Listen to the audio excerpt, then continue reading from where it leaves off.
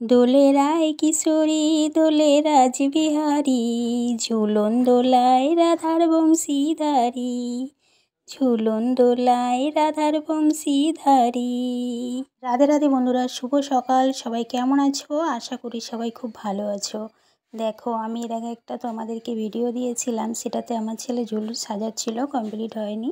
আজকে পুরোটাই কমপ্লিট করে ফেলেছে। দেখো, রাধা গোবিন্দকে উপরে দোলনাতে দিয়েছে। ওর যত খেলনা ছিল, একটু একটু করে জমানো খেলনাগুলো সব দিয়ে দেখো রাস্তা করে সুন্দর করে সাজিয়েছে। এদিকে আমার গোপাল সোনাকেও আলাদায় দোলনায় বসানো হয়েছে। গোপাল সোনা দেখো দোল খাচ্ছে। আজকে গাছে একটু ফুল বেশিই ফুটেছিল, সব ফুল তুলে দেখো আমি পুজো দিয়ে কিছুটা ফুল রেখে দিয়েছিলাম। আমার ছেলে একটা সুন্দর করে মালা গেঁথে গোপাল সোনার গলায় পরিয়ে দিয়েছে। আর গোপাল সোনাকে একটু একটু করে দোল দিচ্ছে দেখো বসে বসে। ও শুধু গোপাল সোনাকেই দোল দিচ্ছে, রাধা গোবিন্দকেও দোল দিচ্ছে, এই করছে। কারণ ঝুলন নিয়ে এত মাতামাতি শুরু করেছে। আর এখন এই ঝুলনের মধ্যেই ওর পরীক্ষাটাও পড়েছে। কি করবে বলো? স্কুলে যাবে, আমি বকা দিচ্ছি, একটু দোল দিয়ে নিল। এদিকে দেখো সত্যি খুব সুন্দর করে সাজানোটা ভালোই হয়েছে। আজকে কয়দিন ধরে সাজানোর জন্য কত প্রস্তুতি নিচ্ছিল। লাইটগুলো একবার এখানে দিচ্ছে, একবার ওখানে দিচ্ছে, হচ্ছে না, ভেঙে ফেলছে, এই করছে কয়দিন ধরে।